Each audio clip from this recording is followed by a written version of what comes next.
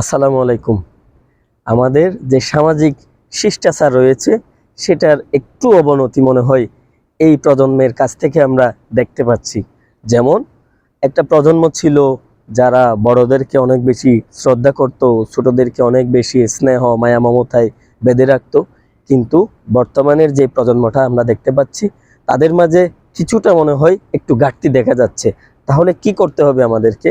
আমাদের যারা সমাজের পরের প্রজন্ম যারা আছে, যারা ছোটরা রয়েছে, আমাদের সন্তানেরা, ছোট ভাই বোনেরা যারা আছে, তাদেরকে সামাজিক শিষ্টাচার সম্পর্কে একটু ধারণা দিতে হবে। তাদেরকে শিষ্টাচার চর্চার জন্য তাদেরকে একটু বেশি সময় দিয়ে তাদেরকে বোঝাতে হবে।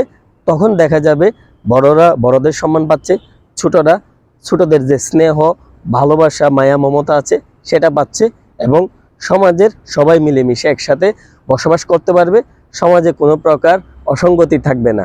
তাই আমাদেরকে শিষ্টাচার চর্চা করা খুব বেশি প্রয়োজন এবং দরকারি। ধন্যবাদ।